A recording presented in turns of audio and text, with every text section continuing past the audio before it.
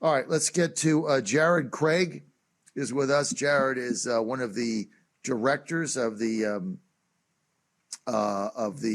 Veterans for America First, VFAF.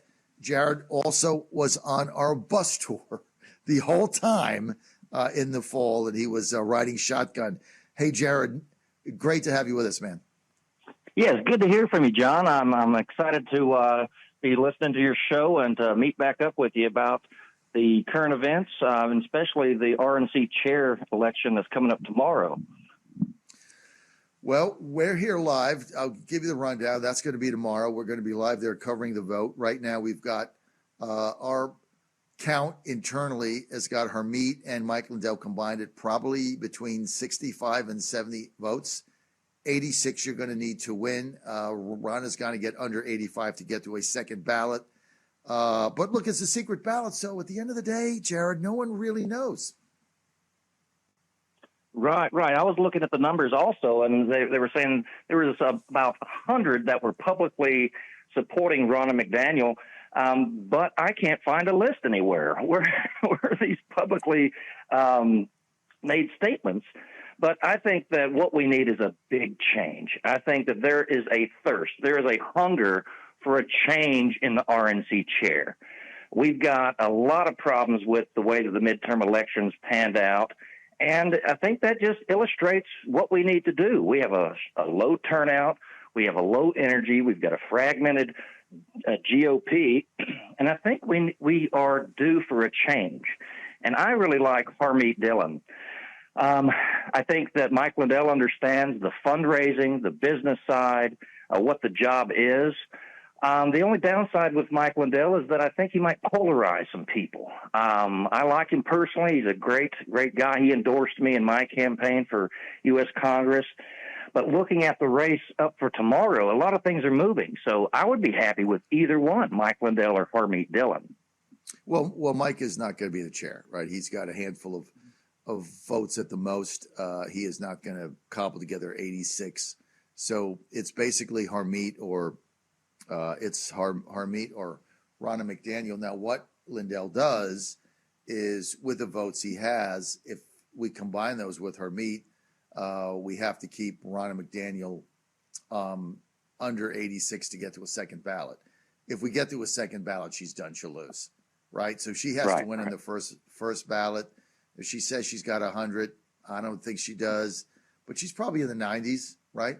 So they're going to have to, there's a bunch of undecideds that have to go Harmeet's way, and then there's probably 7 to 8 that they're going to have to flip. But it's a secret ballot. So the thing is, Jared, you really don't know. One thing you do know is those people that have come out for Harmeet, these are solid, rock solid votes, because coming out for Harmeet publicly, there's no upside. All you have is downside. Right. You have no upside. Coming out for Ronna publicly, you got all upside. But if you don't really think she's the one, you can vote against her in the secret ballot and no one will know. Right. So that's why you have to think you have to think that Ronna's support might be a little bit softer than Harmeet's. A little bit. Well, I think the people voting for Harmeet are more certain about change. They've got a lot of reason to change. Whereas people that want to stay with Ronna McDaniel, it's a loyalty that I think is eroded with the outcome, relying on consultants. Well, I think I heard you say it was 52% Republican turnout for the midterm elections, and that's not good enough. That's not good enough, man.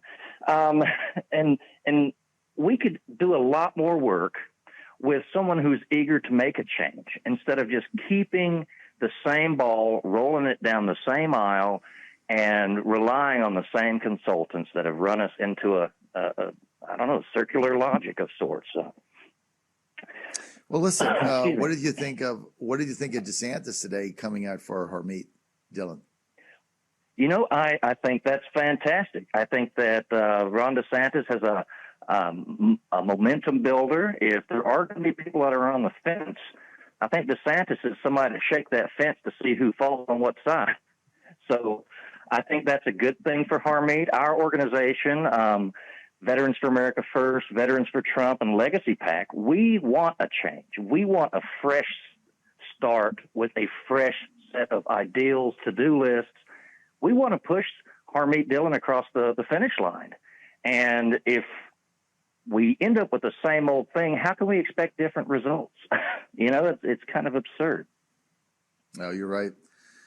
With us is Jared Craig. He is a senior official with VFAF, Veterans for America First, and also a big part of our bus tours that we do. We're going to have you back, Jared. You're going to have to drive up to Virginia. We're going to do one in Virginia probably around April and May before the primaries and everything. We have a bunch of candidates we're trying to get in, so we're going to do what we can to help them. So we're going to have you back, and I know you'll be with us. Right, Jared? Well, it sounds like fun. The last time I damaged my car a few times, but hey, that's just rules of the road, right?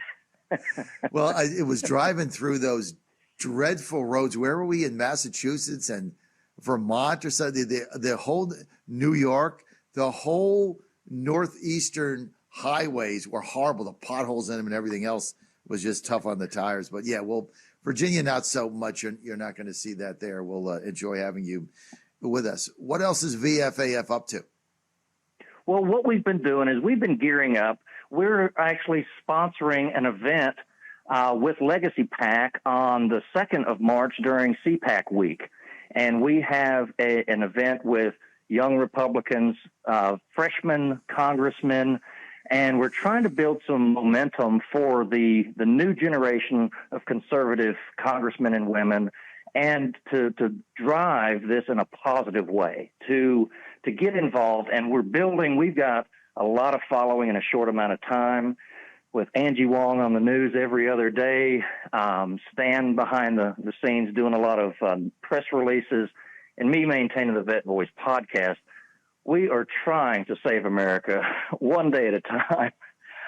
But this event that we have coming up in March 2nd, we're really trying to get our footprint in D.C. to show that we're serious about this. We've got a partnership with the Trump Campaign Coalition through the Center for Renewing America, and we're really showing that we're serious about maintaining the America First agenda, supporting the America First candidates, and getting people in the right place that know how to do the job and are willing to do it.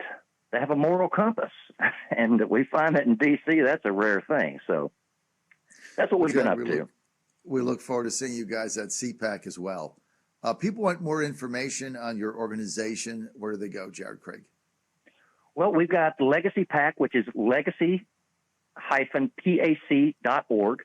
We're all over social media. We have accounts on YouTube, Rumble, Truth Social, Getter, Facebook, Twitter, now that it's back to uncensored dialogue.